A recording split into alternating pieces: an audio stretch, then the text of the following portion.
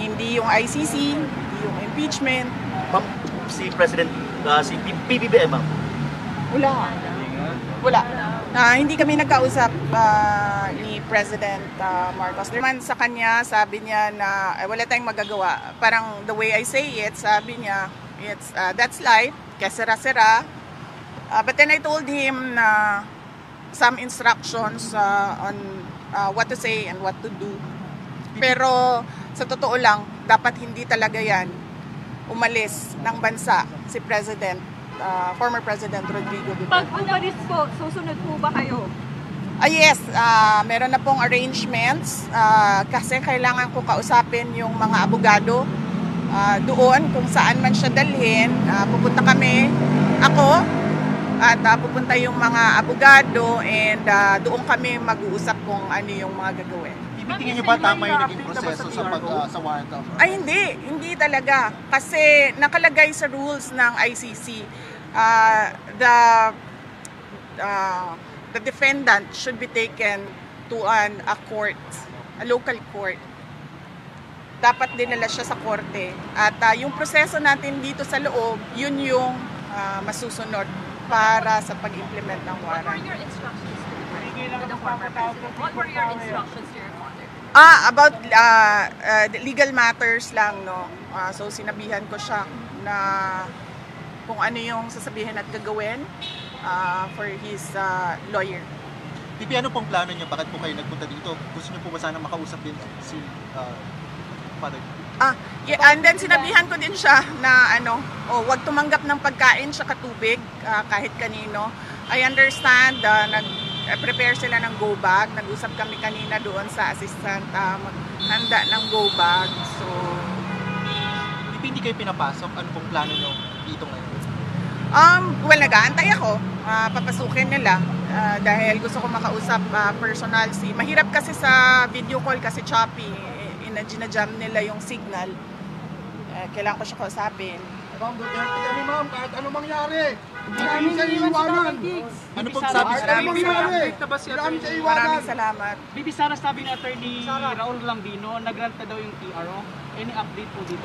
Wala po akong update sa temporary restraining order ng Supreme Court.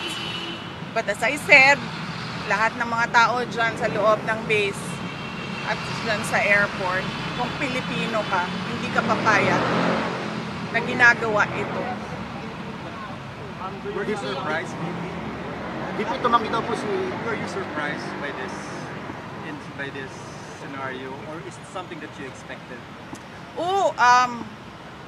The moment that I was still in the cabinet when this was mentioned, and the moment that I talked to the Justice Secretary, and then I noticed that he had very vague answers.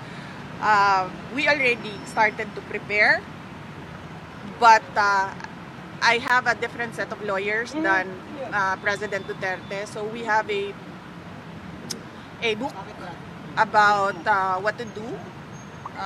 And all the research materials about ICC. So that is what we did, and then we shared our drafted petition. We had two for me. We shared it with the team of PRR. VP, I know this may be a sensitive question, but have you reached out to the President itself regarding the matter? No. Why not? Because the way that they are doing it right now, there's no talking to the president.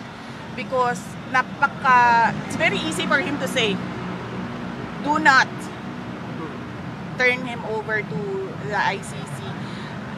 You can detain him here, wherever in the Philippines, but do not send him wherever.